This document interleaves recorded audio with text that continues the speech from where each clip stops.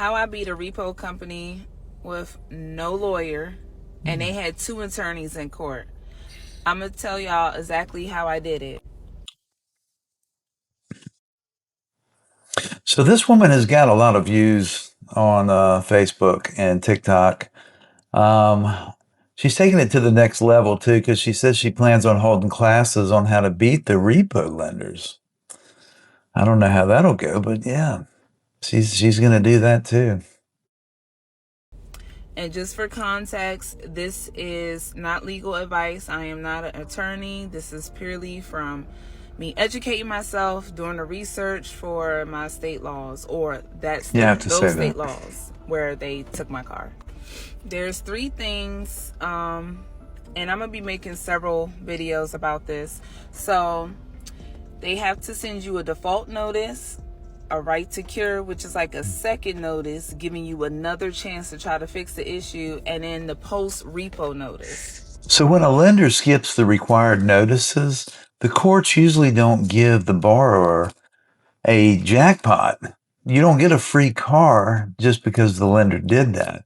And what the court will do is reduce the lender's right to collect more. Now, if the lender repossesses without the proper right to cure notice and loses in court too, and auctions the car after that, the borrower can often avoid deficiency balances and may recover actual damages depending on the state law. The full vehicle value recovery is rare, but improper repossession can cost the lenders their ability to collect further monies. It's important to know this if you're going to court on your own. Coming up next, she's going to review and explain further the right to cure notice and the other notices necessary.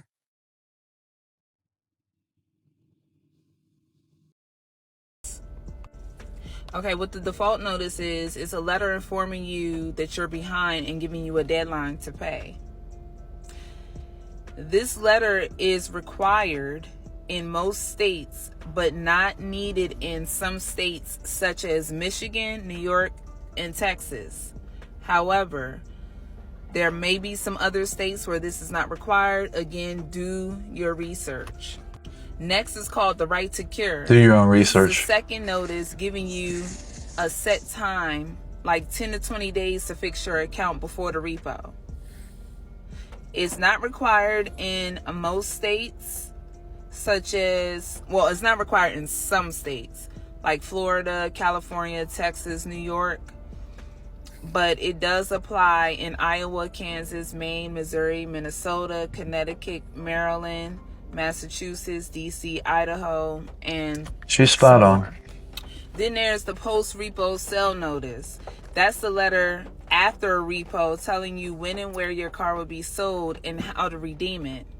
It's not required in many UCC states, but 3 that I know that it is required in is Maryland, Massachusetts, and DC.